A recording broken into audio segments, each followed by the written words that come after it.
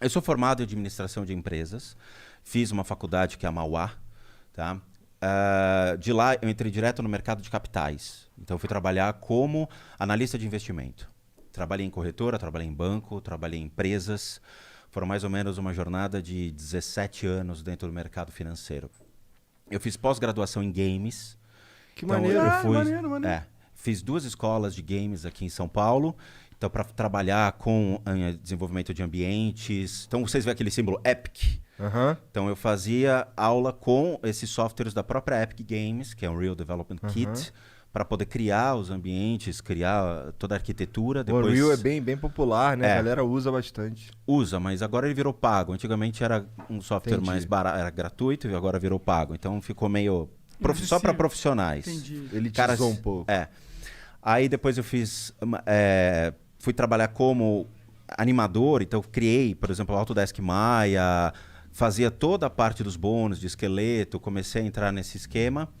Mas eu nunca fui bem de desenho, mas de criação de 3D eu mandava bem. Depois disso, eu fiz um MBA em finanças. Aí eu fiz na FIPECAF, ou seja, fui atrás de uma educação mais, vamos dizer assim, especializada para poder atuar na área. E em contrapartida, toda essa minha jornada no mercado financeiro, eu fui juntando dinheiro e ia fazendo cursos relacionados à espiritualidade. Então o que acontece? Todo o dinheiro que eu ganhava no mercado financeiro, eu ia atrás de conhecimento. Então eu comprava realmente, ia atrás. Viajava. Levou o ET Bilu a sério. Cara, ou você busca respostas, ou você vai ser um cara que vai replicar que nem papagaio o que os outros dizem. As pessoas não querem entender, eles querem buscar conhecer. Então vamos lá, eu quero saber o porquê que tudo é o karma. Não, você quebrou o carro, é o teu karma. Quebrou uma charrete na vida passada e agora o teu carro quebrou. Você fala, porra, meu, não tem nexo. De onde vocês tiram essas coisas? Então eu fui buscar respostas. Foi isso que te levou ao budismo, essas respostas? Não, o que me levou primeiro à jornada espiritual é, de novo, aquela historinha, né? Eu comecei a ver coisas aos 6 anos de idade. Minha família é uma família tradicional italiana, onde meu pai assumia as responsabilidades de casa, indo trabalhar, minha mãe cuidava da casa. Eu nasci em 1975, então tem que avisar que era antes da internet, antes de muita coisa, né? Entendeu? Antes dos videogames também. Cara, onde eu morei, a minha casa foi a 7ª construída na rua. Hoje já tem 3 bairros em volta. Entendi, antigo mesmo. Muito. A casa era muito antiga e assim, eu morava perto de um hospital, que era o Albert Einstein. A casa tinha uma energia curiosa. Então, ela foi construída em cima de uma senzala, perto de um hospital. Então, você imagina que eu estava no parque de diversões da espiritualidade. Com o tempo, aos 6 anos de idade, eu comecei a ver coisas estranhas acontecendo em casa. Que são aquelas presenças estranhas que você vê o vulto passando assim. Só que você não vai falar, mamãe, tem um homem passando. Não, eu fiquei quieto. Eu não sabia o que era. E sabia que meu pai era muito rigoroso, muito rígido em relação à família.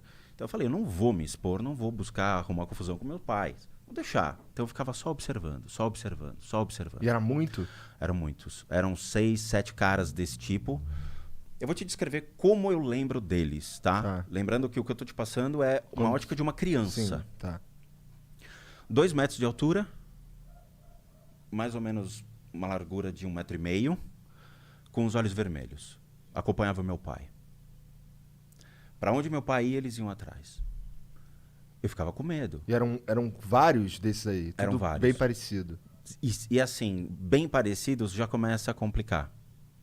Quando você tem diferentes obsessores, beleza. Mas quando você tem iguais, eles abrem margem para muitos problemas e muitos desequilíbrios. Ataques de raiva. Depende muito da maneira como eles se conectam, mas pode levar uma pessoa a ter surtos emocionais. Entendo. Tá? E eu vou te explicar muito legal todo esse conceito. Comecei a ver, mas fiquei quieto. E foi indo. Aos 10 anos de idade, a coisa foi piorando. A casa, naturalmente, gerou um toque de recolher. Então eu tenho um irmão, a diferença é de 2 anos. Tanto meu irmão quanto eu, nós sabíamos que a casa tinha alguma coisa. Então nós passamos a escutar coisas estranhas na casa. Um dos fatores, por exemplo, a gente não saía do quarto. Então dava 8 horas da noite, todo mundo para a cama porque no dia seguinte tinha aula. Só que a gente ficava acordado até mais tarde para ficar escutando sons estranhos, porque sabia que acontecia. Teve um dia que eu acabei escutando alguns barulhos estranhos vindos da cozinha. E a minha casa era um corredor de mais ou menos 10 metros que levava para 2 quartos grandes, que eram 2 suítes onde meus pais ficavam, e eu e meu irmão dormíamos juntos. Tinha um outro quarto aqui e um outro quarto aqui, que eram quartos de bagunça e de brinquedo. Um corredor grande, cozinha, sala de jantar. E embaixo era uma sala de visitas, que ninguém entrava. Ninguém entrava. Por que ninguém entrar? Só por que não? Eu vou explicar, a história é maior. Entendi, tá? Tem muita coisa legal, Caralho, cara. que doideira. Eu escutei um barulho na cozinha, eu levantei e botei o ouvido na porta. De repente eu escutei passos vindo, porque era carpete. E meus pais estavam dormindo já há muito tempo. Eu escutava... E parava. E sabe, quando criança, vai aquele ponto de interrogação em cima direto. Você fala, caracoles, o que tá vindo? Chegou uma hora que eu olhei pelo buraco da maçaneta para procurar. Aí escutei uma voz que ecoava dentro da minha cabeça, não passava pelo ouvido, falando, volta pra cama. Velho, Apertou. eu fui direto, mas eu pulei pra cama e me enrolei. A partir desse momento, eu comecei a ser notado por esses seres. Então, todas as vezes que eu passava pelo corredor, dava para vê-los entre os quartos, observando quem passava pelo corredor. Eles estavam esperando meu pai. E o pior é que, assim, eles saíam no momento em que meu pai entrava em casa. Então, eu sabia que meu pai estava chegando quando eu via a movimentação desses seres. Caralho, cara.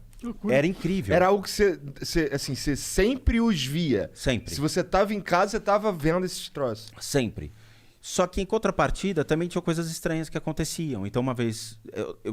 Era altos e baixos. Tinha o dia que eu via... Tinha dia que eu não queria vê-los e eu me distraía com outras coisas. A distração da mente faz com que você não perceba mais eles. Você está distraído, você está fazendo outra coisa, tá? Na minha época, videogame... Eu fui ter videogame muito depois. Os dias foram passando e teve os altos e baixos. Passei a estudar à tarde, chegava na hora do almoço e teve um dia que eu voltei para casa, ia deixar sempre minha mochila em cima da cama e ia almoçar.